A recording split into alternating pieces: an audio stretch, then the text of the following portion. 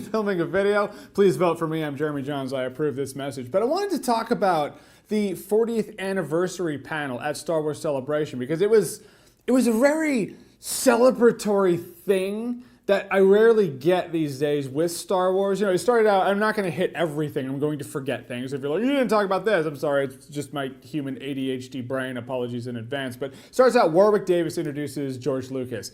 And the crowd went nuts. And I clapped for George Lucas. Now, I'm not the biggest advocate of the prequels. I totally get it. But it was like in this moment, everything prequels related and original trilogy related, Force Awakens related, there was no divide that you usually see in the Star Wars universe. Like everyone came together to celebrate that which is Star Wars. You know, it was a sandbox of safety. And it was just really cool to see. You just feel the energy in the room. So Lucas is talking about his vision and how he got started with it.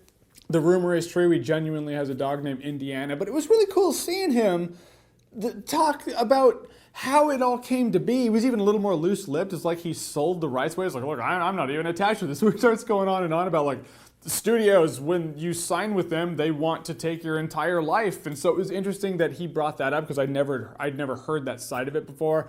And then Harrison Ford came out. Harrison Ford came out later. Then it was Anthony Daniels came out, which is hysterical. Let's see, Peter Mayhew came out. Billy D. Williams came out. And then Mark Hamill came out. And I mean, they're all talking. Then there's one seat left. And Warwick Davis was like, all right, well, we have one more scene. I'm like, here comes Harrison Ford. Harrison Ford came out. It was just a really, really positive experience among Star Wars. It was really cool. And I wanted to kind of gush about it and talk about it. And they addressed the fact that there are adults alive today that grew up with Star Wars. And the prequels happened. That's when I hit 18 or so. And then so kids grew up on the prequels, but those adults didn't, and Lucas was like, they might not want me to say this, but Star Wars was made for kids. Like, I don't know what to say, you know? So it was an interesting perspective seeing as how every generation still has Star Wars, and it literally is in the DNA of the many. Hayden Christensen comes out. He looked kind of nervous, and I totally get it, because he has the internet. He knows the situation of Anakin Skywalker in the prequels, but he came out, everyone again, thunderous applause.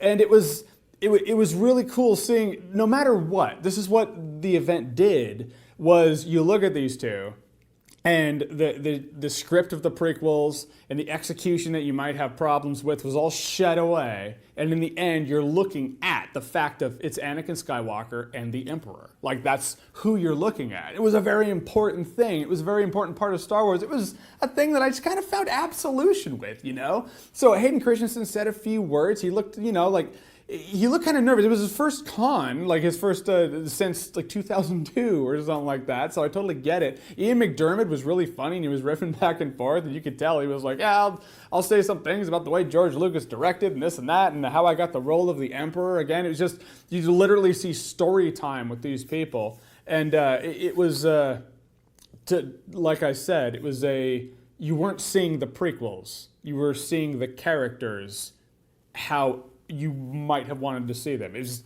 again, very cool moment. Then there was this tear-jerking tribute to Carrie Fisher. There were a couple of tributes to Carrie Fisher, but when they had this video montage of Carrie Fisher, and I mean, George Lucas is talking about Carrie Fisher, and you really see in the video, she was genuinely a funny human being. Like, she's the epitome of, if you know who you are and you accept who you are, all your strengths and flaws, you were literally the happiest person alive.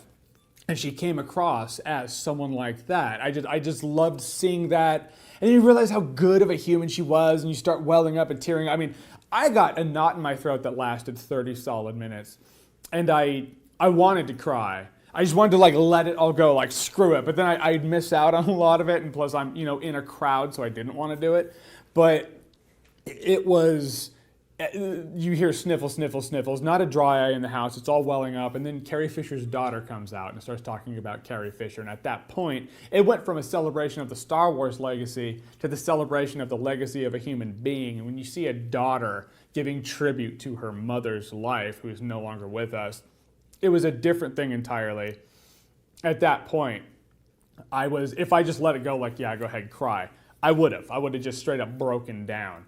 And at that point, I was like, okay, this is it. I get to go. I'm going to go into a bathroom stall and bawl for about a half an hour. But it wasn't over yet. Then this curtain opens up, and John Williams is there and plays the Leia theme, the Leia Han theme, and then plays more stuff. I'd never been to a John Williams concert. Apparently, I have now. And it was just, the whole thing was so super celebratory and magical that I just kind of wanted to talk about it. Because, I mean, I really didn't want to talk about anything else I'd seen today. There's great merch in the merch hall, but my only gripe is that they probably should have saved that to last, because I don't think I'm going to see anything, including the Last Jedi panel or any revelation. The trailer is going to be great, but it is not going to hit me to the core like this did. It was a very special experience, and it really put down, like, because you see a lot of things online. I read the comments, I read the tweets, I see the videos. They're very like, oh, these people gush about Star Wars.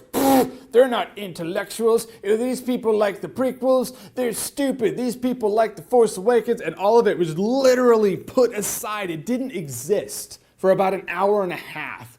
And it was so fucking refreshing that I hope you guys experience that, like, in your daily Star Wars gushing lives. I really do. Whether you're 10, whether you're 3, or 83. I hope you get to experience what I experienced today. It was really perspective building and deep. And that's all I wanted to talk about. I just wanted to tell you about the 40th anniversary. But I didn't take video because I wanted to be there. Louis C.K. has a great bit of people taking video of their kids' plays. It's like, put it down. The high def in your eyeballs is amazing, you know? So I wanted to just take it all in. So I took a couple pictures, but that's it. There's no video of it, so I'm sorry you don't have visual aid. But I just really loved it. I hope somehow you guys get to see the video so you can experience it all. And if you do have that, if it's online, I'll put the link below. If it's not, I hope you get it at some point. But hey, man, if you saw it, if you wanted to experience it, if you do experience that, awesome. Comment below. Let me know how it is. If you're at Star Wars Celebration, let me know as well. And as always, if you like what you've seen here and you want to see more, click right here to see more. I feel like the camera's way too far away. I gotta lean. Here we go.